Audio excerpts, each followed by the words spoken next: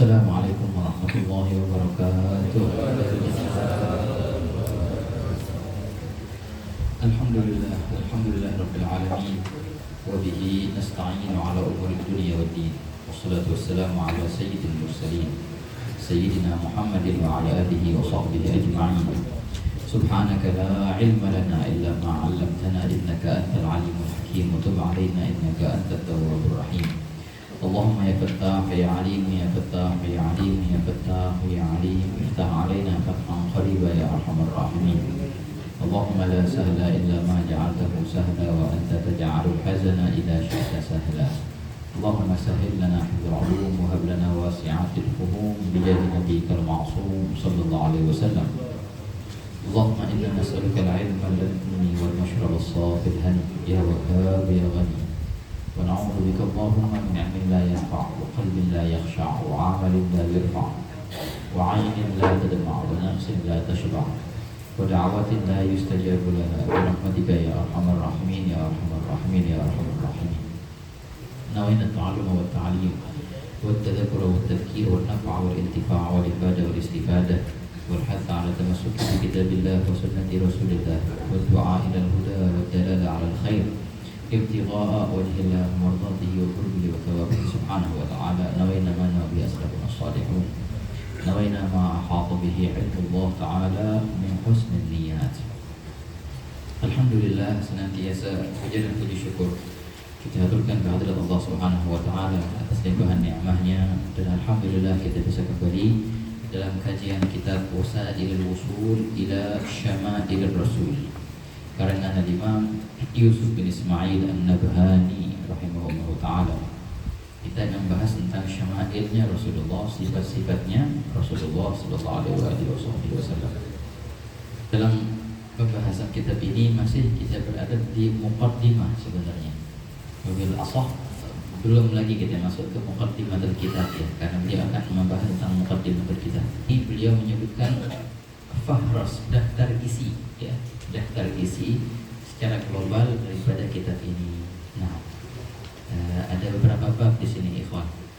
Beliau jelaskan kan di sini ada muqaddimah, kemudian ada thamaniyah, ada 8 bab.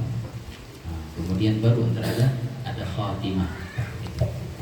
Ada khatimahnya nanti. Warattaqtu ala muqaddimatin wa thamaniyati abwabin wa khatimatin. Begitu. Aku membuat kitab ini ada muqaddimahnya, kemudian ada 8 bab dan juga ada penutup. Kalau muqaddimah itu ada beberapa pembahasan, di antaranya pembahasan tentang makna kalimat syama'il itu apa. Kemudian tujuan-tujuan kita mengkaji syama'il.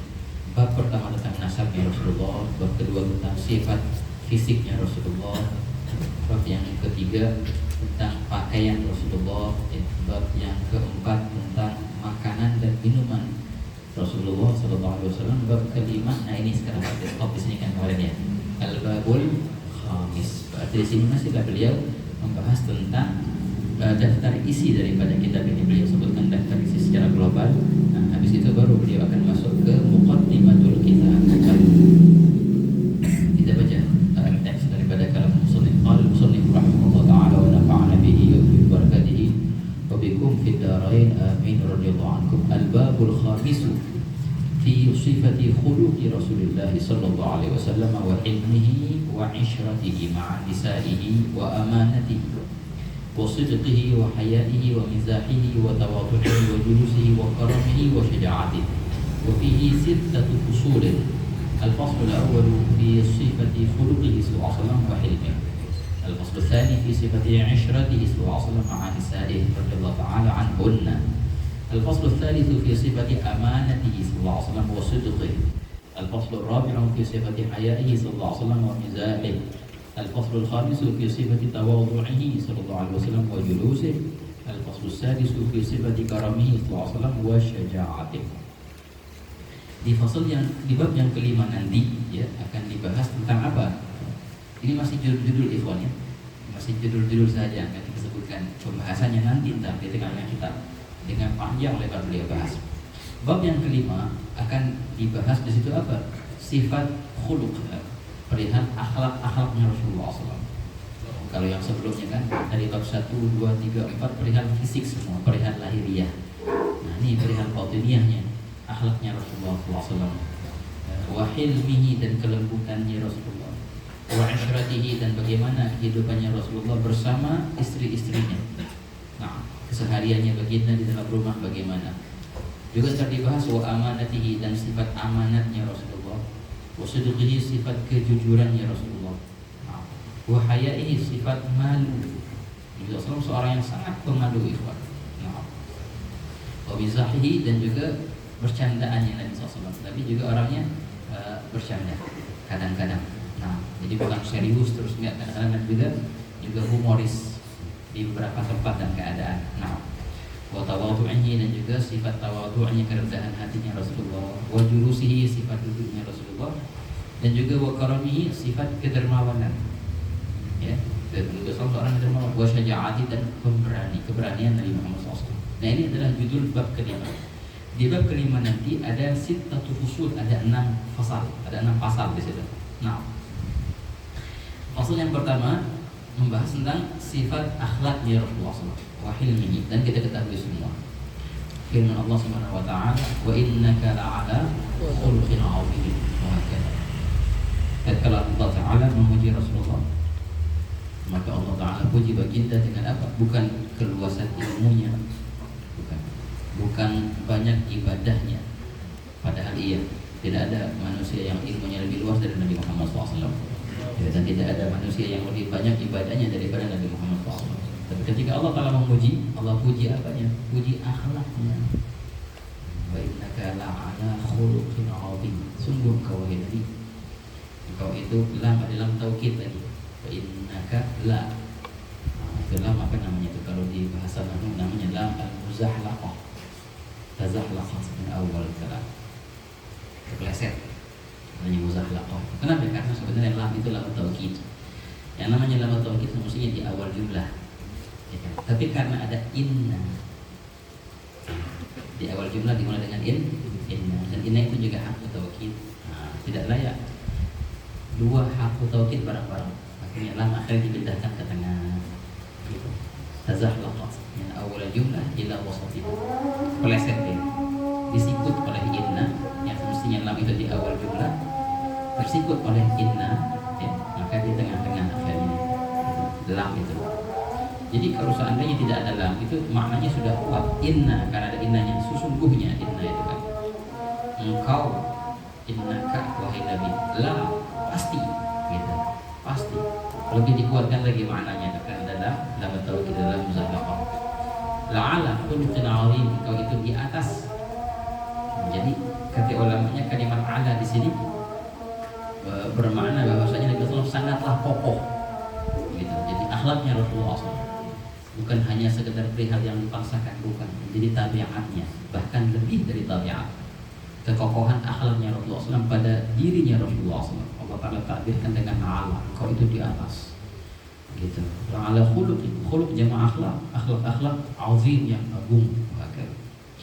Dan juga Nabi Muhammad SAW bersabda, innama bu'ithtu liutammima makarimal akhlaq.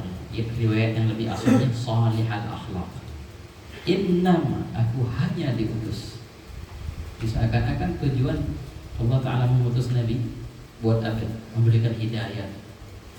Itu kan yang sering ma'ruf tuh, biar orang pada kenal Allah Ta'ala. Tapi Nabi Muhammad SAW ketika mengutarakan itu, baginda mengutarakan dengan akhlak.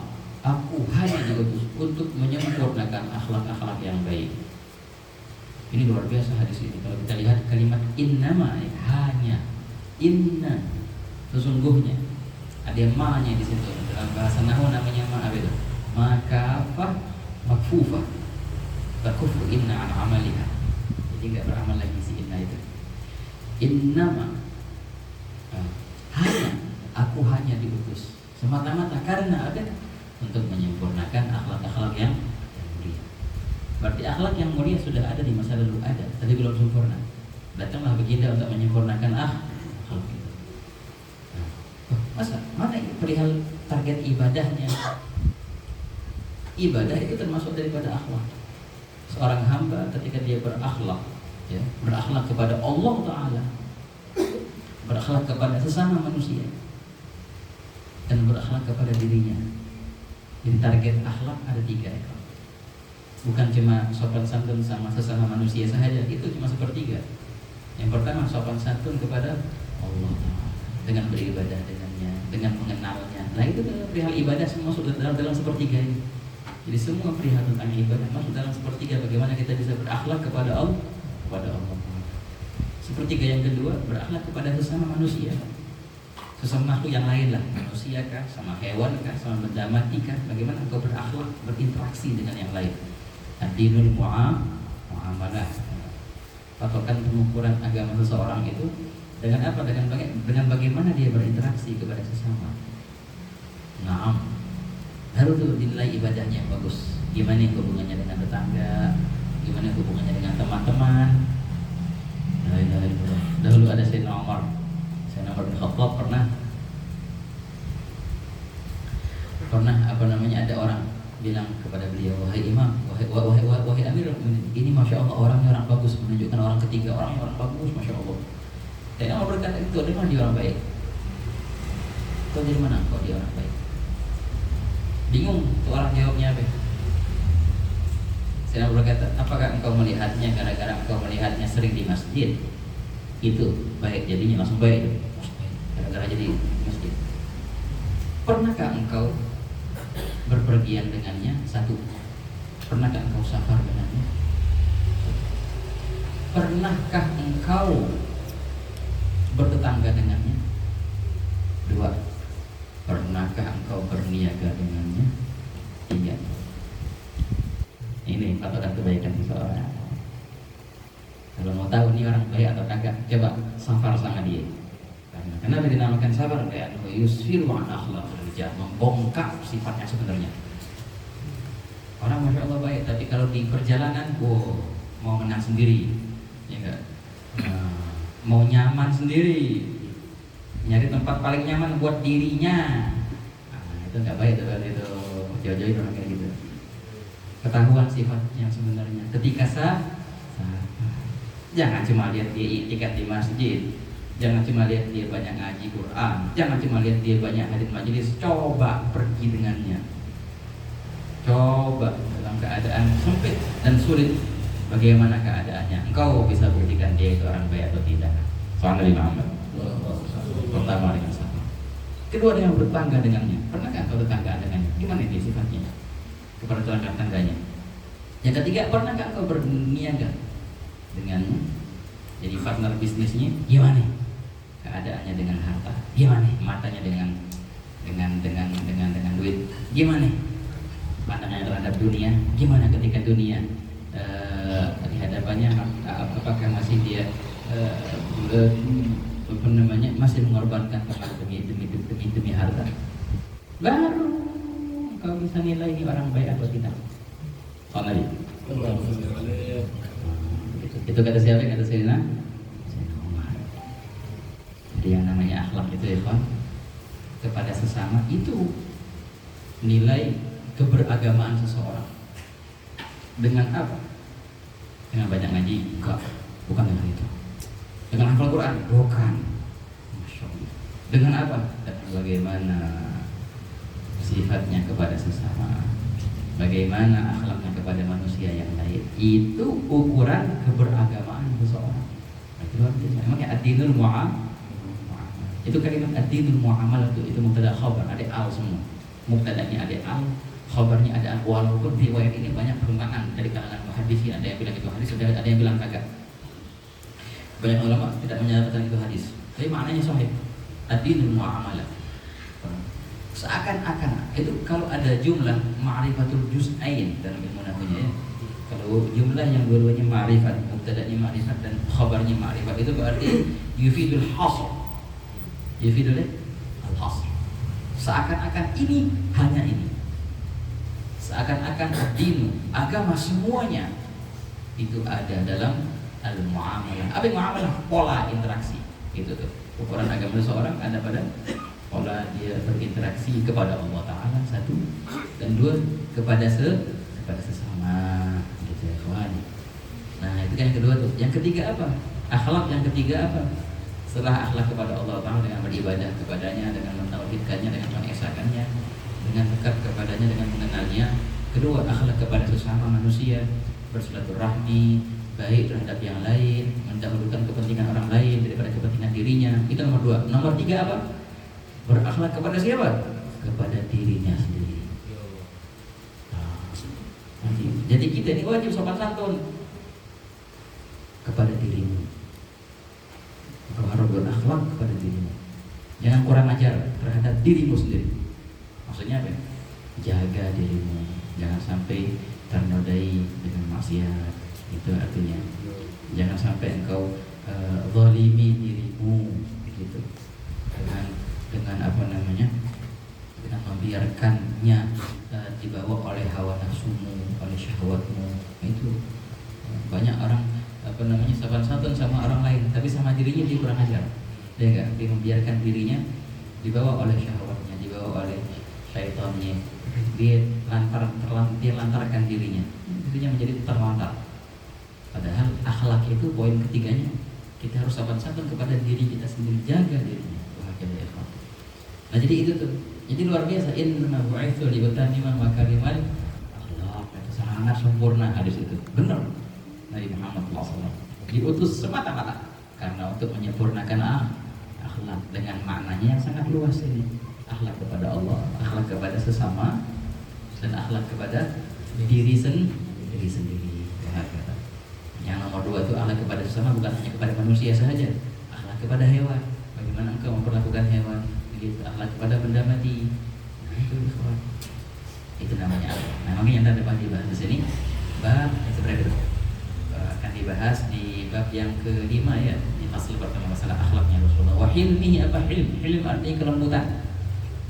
Bagaimana baginda itu orang yang sangatlah lembut dengan ketegasannya yang luar biasa, tapi di saat yang sama lembut dan halus Nabi Muhammad SAW. Fasal tsani, fasal yang kedua akan membahas tentang isyratihi, kehidupannya, pergaulannya di rumah bagaimana dengan anak cucunya, apa namanya, kebersamaannya bagaimana dengan ma'anisaihi, bersama istri-istrinya radhiyallahu ta'ala anhunna. Akan kita bahas nanti panjang lebar, ini sangatlah unik ikhwan. Dan alhamdulillah akhbarnya Rasulullah, kabar-kabar tentang Rasulullah SAW itu tersampai kepada kita secara lengkap. Bagaimana Nabi tidur, bagaimana Nabi bangun tidur, bagaimana interaksinya dengan istri-istrinya ketika istri-istrinya itu saling cemburu, ya kan? Gimana Nabi SAW menyikapi kecemburuan istri-istrinya kepada sesama. Itu semua ada dalam hadis. Wahakala. Wanis watun na'aunan 'ala salahi yurwina anhu ahsanal ahwali. Dengan Abdurrahman bin Abdullah Al-Bagi dalam Rasyafat berkata, alhamdulillah berkat istri-istri Nabi. Kalau seandainya Nabi cuma punya satu istri saja, bakal banyak kabar-kabar yang bakal kelewatan. Jadi nggak dapat. Tapi alhamdulillah Nabi SAW punya beberapa istri yang mana mereka saling menyempurnakan riwayat-riwayat. Sayyidah Aisyah meriwayatkan, kemudian Sayyidah Maimunah meriwayatkan apa yang tidak dilihat oleh Sayyidah Aisyah. Begitu pula Ummu Salamah dan semua begitu ya, ikhwan. Ini suatu na'unan 'ala salahi yarwina anhu ahsanal ahwali. Wahakala ikhwan. Akan kita baca nanti. Pernah enggak istri-istri Nabi saling cemburu? Pernah. Itu sangat tenar ceritanya bagaimana ketika beberapa istri Nabi cemburu dengan yang lain sampai apa namanya banting piring, gitu kan. Sempat terjadi. Terutama yang punya istri lebih dari satu ini. Ya kan, tahu keadaan, ya kan?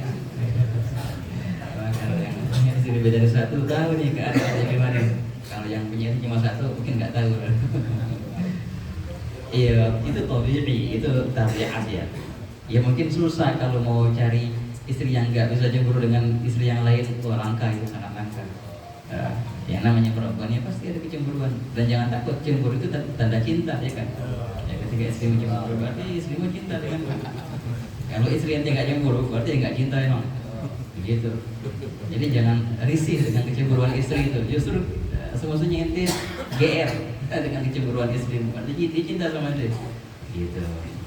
Nah, ntar ada kita bakal baca bagaimana Nabi menyikapi peristiwa-peristiwa yang terjadi antara sesama istri baginda. Itu luar biasa itu. Keren banget. sampai timbuk-timbukan piring di hadapan Nabi SAW. Banyak yang sampai segitunya. Nabi SAW menghadapi itu dengan lemah lembut dan dengan sangatlah bijak, dengan adil, dan tidak berat sebelah sama sekali. Gitu. Maka dibahas nanti di bab kelima pasal kedua. Al-Fasl Tsalits, di pasal ketiga nanti akan dibahas sifat amanah. Dia seorang orang yang sangat amanah, ya kan? La ilaha illallah, amanah ini idza dhiyatil amanah fantadhiris sa'ah. Kalau seandainya amanat itu diterlantarkan, maka tunggulah hari kiamat. Amanat itu suatu yang azim, dan tidaklah orang yang mempunyai keamanan kecuali orang yang terhormat. Maka dikatakan seperti itu. Dan di antaranya tanda orang yang munafik apa? Tidak amanah, ya kan? Idza tumina khana. Hanya orang munafik tidak amanah. Amanat itu maknanya luas, ya kawan. Bukan amanat cuma dititipin barang di amanat, bukan cuma itu. Luas maknanya amanat itu.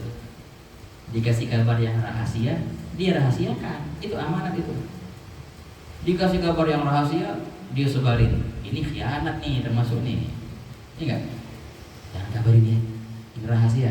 Oh siap. Apa-apanya udah nyebar kemana-mana. Itu bukan tanda seorang mukmin, itu munafik kayak gitu. Jadi sekelas kabar yang semestinya kita simpan tapi kita sebarkan, itu mencoreng keimananmu. Itu ragu semestinya. Itu mukmin atau enggak mukmin? Bisa-bisanya engkau menyebarkan kabar yang semestinya engkau tidak sebarkan. Segitunya cuy. Nah, amanah itu luar biasa ya Pak. Oh, itu amanah. Nanti kita akan baca nanti sifat amanahnya Nabi Muhammad SAW. Oh, bahagia. Sampai kan Nabi SAW dijuluki dengan Nabi Al-Amin. Semua orang menjuluki Rasulullah dengan Al-Amin, Radina. Ada musuh-musuhnya. Kalau masalah amanat semua mengakui Nabi semua orangnya amanat, tidak pernah khianat sama sekali. Bahagia. Wasidqihi, dan kejujurannya Nabi SAW akan kita bahas nanti. Nabi SAW orang yang jujur, dan tidak pernah bohong sama sekali. Dan ini juga akhlak yang sangatlah penting, iman kejujuran ini. Bahaya ya teman. Sifat bohong itu bahaya.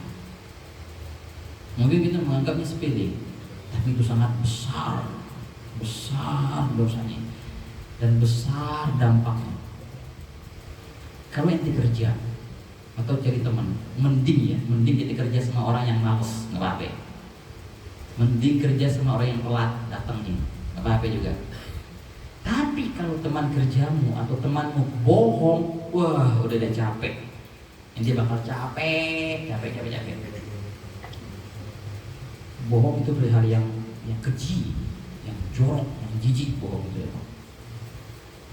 Sampai-sampai Allah Ta'ala menyatakan sendiri di Al-Quran, tidaklah lancang orang berbohong melainkan orang yang tidak beriman. Innama yaftaril kadhiba alladhina la yu'minuna bi ayatillah. Hanya ada innama lagi, hanya mereka yang lancang berbohong. Siapa? Orang yang tidak beriman kepada Allah. Begitu sih. Di Al-Quran agak ada Allah Ta'ala nafikan iman dari orang yang maksiat yang lain, walaupun ada di beberapa hadis. La yazni zani hina yazni wa huwa mu'min, wa la yazni tusarif hina yazni wa huwa mu'min. Orang yang maling atau orang yang berzina dicabut keimanannya ketika dia bermaksiat. Itu di hadis, tapi di Al-Quran satu-satunya maksiat yang Allah cabut keimanan.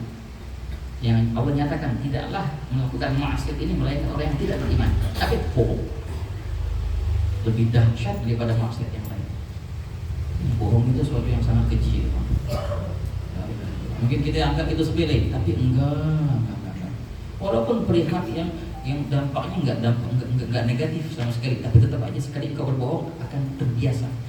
Berbohong sekali, kau akan perlu untuk berbohong lagi untuk menutupi kebohonganmu yang pertama itu. Dan untuk menutupi kebohongan yang kedua, engkau perlu kebohongan dan terus bohong terus sampai kapan? Wala yazalur rajul yakzibu wa yataharral kadhiba hatta yuktaba 'inda Allahi kadzdzaba. Sekali dia berbohong, dia butuh untuk berbohong lagi, menutupi kebohongan yang lalu. Dan terus seperti itu, sehingga Allah mengecapnya sebagai pembohong. Siapa yang bisa menghapus kalau Allah sudah cap dia sebagai pembohong? Karena sekali bohong, dipastikan kau akan bohong lagi. Oh bahaya itu. mending jujur gitu. As-sidq najah Muhammad katanya. Qulil haqq walau kana mur, katakan yang benar walaupun pahit. Bilang. Nah, sebenarnya begini. Jangan bohong. Bohong baik diterima di mata orang, tapi di mata Allah habis gitu. Enggak diharga lagi gitu kalau di mata Allah Taala. Dicap sama Allah orang bohong pulang ini.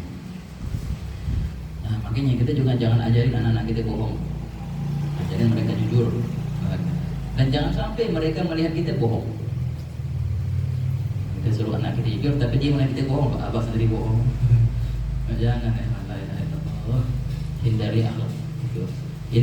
Hindari apa namanya sifat bohong itu. La ilaha illallah. Senantiasa jujur ya. Wa inna rabbana la yasmuhu wa yataharra sidqa hatta yuktaba 'inda Allahi siddiqan. Nah, juga ada seorang yang senantiasa dia jujur, berusaha untuk jujur terus sehingga Allah Ta'ala tulis dia sebagai orang yang jujur. Allahumma ja'alna minas siddiqin. Makanya derajat yang paling tinggi di kalangan para aulia namanya apa? As-siddiqiyah al-kubra. Kejujuran yang besar. Itu derajat paling tinggi. Kutub itu namanya as-siddiqiyah al-kubra. Orang yang jujur, sejujur-jujurnya. Jujur kepada Allah, jujur kepada sesama, jujur kepada dirinya. Nah, kita bahas nanti gimana cerita-cerita Nabi SAW dalam kejujuran. Al-Faslul Rabi', fasal yang keempat, sifat haya'i wa mizahi. Enggak semua orangnya pemalu. Dalam syama'il dikatakan asyaddu haya'an min al-'adra fi khidri baitiha. Nabi itu pemalu, lebih malu daripada perempuan yang perawan. Ini kalimat ini mungkin disebutkan di zaman lalu ya, karena emang perempuan yang perawan itu pemalu. Kalau sekarang gimana? Nggak tahu deh. Sama aja yang perawan, janda, yang itu sama aja. Maluin itu deh. Nggak maluin katanya. Nah, zaman dahulu sampai sekarang sih ada ya di beberapa budaya di sana perempuan yang perawan itu malu luar biasa. Dia malu ketemu sama siapapun. Jangan sama laki-laki. Soal perempuan yang sudah nikah dia malu. Kalau di kantor itu begitu. Kalau di majelis yang perempuan yang perawan dia nggak duduk sama perempuan yang sudah nikah. Lain tempat duduk. Mereka malu kelihatan muka gitu. Pakai cadar. Tapi sama perempuan ada yang laki-laki ya. Luar biasa. Tertutup banget. Itu perempuan yang perawan. Nah, makanya ketika diceritakan sifat malunya Rasulullah, mereka ceritakan lebih pemalu daripada apa namanya perempuan yang perawan. Gitu ya. Pemizahid. Nah, tapi juga kadang-kadang Nabi SAW apa namanya bergurau, bercanda. Nabi bercanda, nggak serius tegang gitu, kagak. Enak, ramah Nabi SAW. Akan diciptakan juga bagaimana candaannya baginda Sallallahu Alaihi Wasallam. Nah, fasal yang kelima sifat tawadhu'i. Itu Islam orang yang tawadhu, yang sangat rendah hati. Wa julusi, dan bagaimana duduk dengan orang-orang fakir, orang miskin, nggak gengsi. Ada orang sudah naik pangkat dikit, udah viral aja, gengsi. Ya enggak? Ya Rasulullah dulu ya Pak, duduknya sama orang-orang miskin, makan bareng, nggak ada namanya gengsi-gengsian. Diundang ke mana? Kalau Rasulullah ada yang undang, Nabi dahulukan yang mana? Yang dahulu undang siapapun itu. Ada sahabat yang sederhana mengundang Rasulullah. Habis itu beberapa saat kemudian ada sahabat yang kaya raya, yang hebat, yang tenar, yang kokoh mengundang Rasulullah di waktu yang sama. Ditolak dengan Nabi. Ada undangan tuh di tempatnya fulan, padahal tempatnya fulan tempat yang sederhana. Kalau sekarang gimana gitu? Jadi cancel tuh yang itu. Kita wakilin sama teman. Jadi bisa mendapatkan undangan yang keren ini. Rasulullah nggak gitu. Siapa pun yang mengundang Nabi SAW datang. Kita waktu itu Nabi Muhammad. Jadi ketawadhuan itu bukannya dengan membungkuk. Itu tawadhu tuh, bukan. Sayyidina Umar bin Khattab pernah melihat orang sahabat orang tawadhu gitu ngebungkuk gitu. Sama Sayyidina Umar dipukul pakai tongkatnya, punggungnya. Tawadhu di hati bukan di tulang ini Sayyidina Umar. Gitu ya kawan. Jadi terlihat ya sifat sombong atau tawadhu itu dengan beberapa kasus, bukan dengan gerakan tertentu. Bagaimana ketika dia mengiya atau mentidakkan sesuatu, kelihatan bahwa ini sombong hebat. Gitu. Oh, ini tawadhu'nya. Kita pernah baca nanti gimana tawadhu'nya Rasulullah SAW. Tidak ada gengsi sama sekali kepada siapapun. Oh, luar biasa. Ada waktu Nabi SAW melihat pasar, ada anak kecil minta bantuin Nabi untuk temenin belanja. Ditemenin sama Nabi SAW. Wa innal jariyata la ta'khudhu bi yadihi wa tamshi bihi haitsu sya'at. Itu motor ditemenin Nabi SAW belanja ini belanja itu. Jadi jariyah itu anak kecil itu dia nggak tahu pasar, disuruh sama majikannya belanja. Dia tahu nanya Nabi Allah Nabi Rasulullah kenapa kecil kan? Ya temenin aja deh. Jadi tadi belanja ini belanja itu. Tuh itu tawadhu itu tawadhu itu gitu tawadhu. Nah, Nanti kita bakal baca nanti ya. Fi sifat ikramihi dan juga sifat kedermawanannya baginda sallallahu alaihi wasallam. Sangatlah dermawan. Tidak sama sekali menyimpan harta untuk kepentingan pribadi. Semua bahagia. Sampai ada seorang sahabat yang Nu'aim bin Mas'ud, wahai ayuhan nas, aku datang dari seorang yang tidak takut kefakiran sama sekali, menginfakkan hartanya sebanyak-banyaknya. Khaful faqr. Nah, itu kalau masalah kedermawanan, memang budaya di sana dermawan. Tapi kalau Rasulullah lebih dermawan lagi dari semua. Ajib. Wa syaja'ati dan juga sifat keberanian. Nabi bukan penakut, berani. Dan sampai-sampai kata siapa namanya Al-Abbas bin Abdul Muttalib ketika perang Hunain, ketika Ghazwat Hunain, ketika orang-orang pada takut semua, Nabi SAW tidak, paling depan Rasulullah SAW. Sampai kami takut, lebih antara kenapa berusaha kami untuk menghalangi, tapi enggak. Nabi SAW maju ke depan. Anan Nabiyul Kadhib, anan Abdul Muttalib, itu syiarnya Rasulullah di Ghazwat Hunain. Ketika melihat Nabi SAW berani seperti itu, akhirnya sahabat juga yang lain maju juga akhirnya. Nah itu bab yang ke-5. Ada yang bab yang ke-6 kita akan bahas juga. Di sini ya cuma faharos ya, cuma daftar isi sifat ibadahnya Rasulullah kita akan jelaskan. Nah, jadi bab yang ke-5 itu sifat-sifat akhlak khuluqiyah. Akhlak yang ke-6 ibadah. Gimana ibadahnya Rasulullah? Salatnya gimana? Salatnya. Gimana puasanya? Wa qiraatihi dan bagaimana bacaannya terhadap Al-Quran. Siapa yang lebih hebat ibadah dari Nabi Muhammad SAW? Suri tauladan untuk semua, apalagi ibadah. Pertama, al-fasl awal fi sifat ibadati wa salati, ibadah dan salatnya. Naam, hatta tawarramat qadamah. Sayyidah Aisyah berkata Nabi SAW kalau malam itu bangun salat sampai bengkak kakinya. Ya mungkin sebenarnya enggak? Salat gara-gara kelamaan berdiri bengkak kaki, itu bisa dibayangkan gimana ceritanya. Bengkak kaki karena keselimpet, jatuh, itu oke. Tapi bengkak gara-gara sholat, itu gimana ceritanya? Nah inilah sifat Nabi Muhammad SAW. Bangun malam sampai bengkak kakinya. Sayyidah Aisyah berkata, ya Rasulullah, engkau seperti ini lah, padahal Allah sudah mengampuni dosamu. Baginda bersabda, afala akuna 'abdan syakura. Walaupun dosaku sudah diampunkan, layakkah aku untuk menjadi hamba yang bersyukur? Dan Nabi SAW bersyukur kepada Allah atas karunia ini. Segitunya ya kawan. Itu salatnya. Di sifatnya saumihi juga kita akan baca sifat puasanya Nabi, puasa kapan aja. Yang Senin Kamis kah atau yang ayam lebih dan sebagainya. Sifat qiraah juga Nabi SAW membaca Quran bagaimana lantunan Nabi SAW terhadap Al-Quran. Maka bagaimana mengkhataminya juga, bahkan diceritakan bagaimana sahabat-sahabatnya membaca Quran, juga para tabi'in dan lain sebagainya. Oke, al-babus sabi', bab yang ke-7 fi akhbarin syatta min ahwali Rasulullah SAW. Di kabar-kabar syatta artinya mukhtalif, beraneka-ragam. Syatta itu beraneka ragam daripada akhbar, daripada kabar-kabarnya Rasulullah SAW, min ahwal, daripada keadaan bagian Nabi SAW. Ba'd azkar dan sebagainya. Jadi juga syama'il ini lengkap nih ikhwan. Nah, ini yang kagak ada nih di Syama'il Tirmidzi. Jadi syama'il ini sangat lengkap Nabhani ini. Setelah sifat, setelah ibadat juga disebutkan azkar, zikir-zikirnya Rasulullah. Baca apa aja zikir-zikirnya itu. Wa ad'iyah, doa-doanya Rasulullah. Karena yaqulu fi awqat makhsus yang baginda ucapkan di waktu-waktu tertentu gitu. Tersebut juga zikir-zikirnya Nabi di sini. yang masya Allah, alhamdulillah sudah dirangkum oleh ulama-ulama kita, ya kan? Imam Haddad merangkumnya dalam rotibnya atau di latifnya. Nah itu semuanya adalah zikir Nabi SAW. Sedikit ada tambahan dari beliau atau kedua ulama ini. Sudah dirapikan semua, alhamdulillah. Wa 313 hadisan min jawami' kalim.